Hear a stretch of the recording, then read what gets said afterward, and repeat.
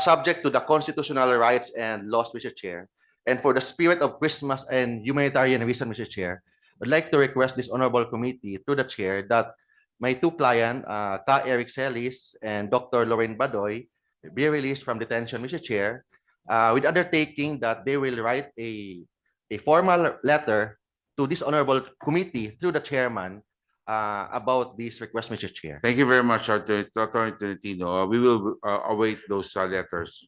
We're in receipt of one, but we still don't have another one. So anyway, we will go to the at the proper time. I will be calling on you. Thank you, Mr. Chair. Mr. Thank Chair, you very before much, we Attorney. proceed, Yes. may I ask, sino po yung nagsulat?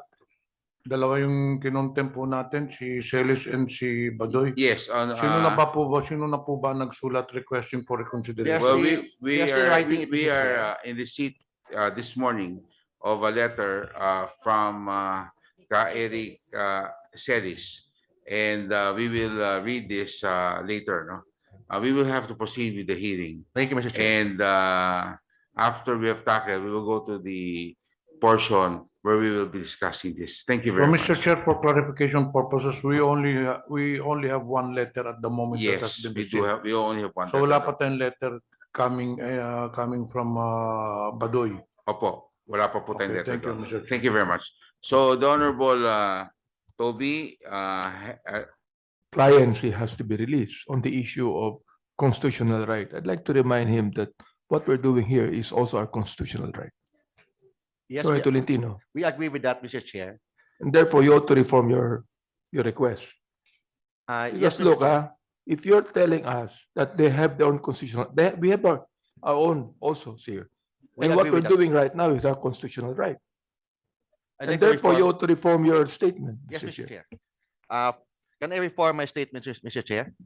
okay, we will go there later, okay? Thank you, Mr. Chair. But the Honorable Beny Abante, you still have the floor for any interpretation on the bill of the Honorable Mix Grales. Mr. Chair, what I just would like to raise is that I think Madam Badoy made a statement that the House of Representatives is infiltrated with communist elements. I know that they can be able to answer it. Perhaps our lawyer here could be able to answer that. Why did she make that statement? That's why, Mr. Chair, if our request will be granted, they're willing to answer that, Mr. Chair, because they have personal knowledge about that question, Mr. Chair. So Chair, I'm in going to short, have- you do not have any, you can explain. The best person to answer that, Mr. Chair, is Dr. Lorraine Badoy and Ka Eric Celis with respect to the terrorist issues, Mr. Chair, or the NPA or communist issue, Mr. Chair. May I just ask, are you still lawyering for them? You were a hired lawyer in the last hearing. Are you still going to lawyer for them today? Yes, Mr. Chair. Okay, so does that also go with Attorney Rex Suplico? Yes, Your Honor. Thank you very much. Thank you, Your Honor. Okay, so now, Honorable Abante, Yeah, Mr. Chair, you still have the floor.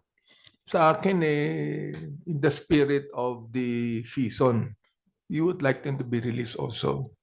But when you begin to make statements like that, accusing the House of Representatives to have communist elements here, well, that would be a very big accusation that this House cannot accept, Mr. Chair. I'm going to continue later on with my interpellation. Thank you. Thank you very much, Honorable Beny Abante.